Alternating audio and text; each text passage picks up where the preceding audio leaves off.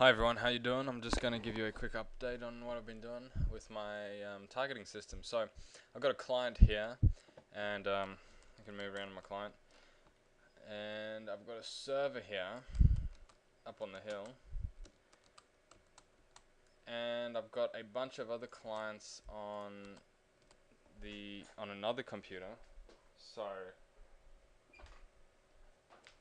yeah, so all these other guys are on another computer that I've spawned them on.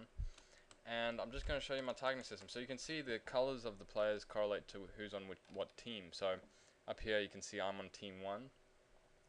And if you look at the server, you can see the server's on team 0. Now, I can select anyone on the other team. So just by simply clicking on them. So if I click on this guy here, you'll see I get a little bit of a little pointer that bops up and down. It's just a placeholder red pointer. And it tells me that he's selected. So it also tells me up here, so now that he's targeted, I've got the player's number, so player number 2, and this, see for example, if I click on this guy, this is player number 4, this is player number 0, which is the server, so that's correct, and player number 6. So I've not only got their player number and an arrow above their head, I've also got their exact position in the world.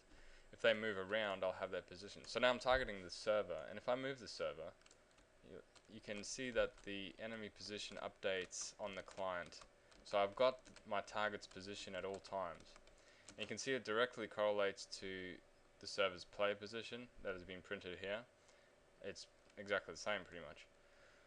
So that's basically what my targeting entails, getting their position and their play number, and through their play number I can get anything because that's the number they are in the array of the player class array, if that makes sense. So yeah, I can select any of them. So besides selecting enemies, I can also select allies. So I can simply just click on an ally, just the same, and I'll again have the ally position and their number, though I'm not printing it at the moment. But you know what? I find it annoying when you say you click on a ally and you heal him, and then you got to get back onto an enemy to like stun them or attack them or something. You got to freaking find them or which one you were on.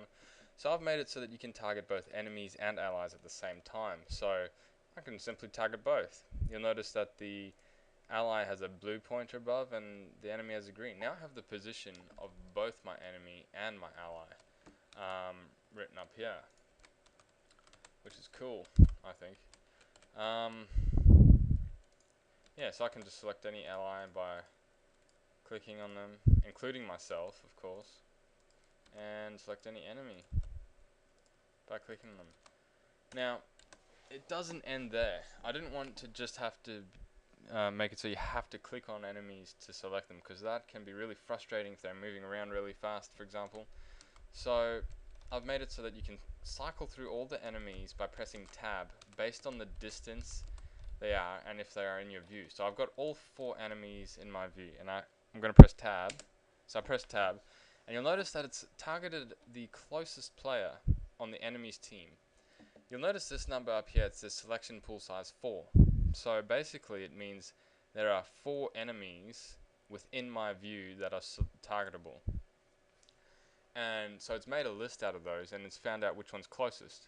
If I press tab again, it'll go to the next closest, so that guy up there, and again to the next closest, and then again to the next closest after that. If I press tab again, it'll go back to the first one and keep cycling through all those players. If I change my position to over here, now I'm not closest to that one that's targeted right now, and I press tab, it'll go to this player again. And it'll again cycle through based on proximity. So that's pretty useful. And then you can, of course, just go back to clicking if you want to. So yeah, that's basically it. The only other thing I'll show you is, say this player is cold. Those 2 players are cold. Now I press tab. You'll see the selection pool size is only 2 because only 2 are in view, and it'll only cycle between those 2. So yeah, cycling between 2 players. Now, if I have 3 players, the selection pool size goes to 3 and it cycles just between 3 players.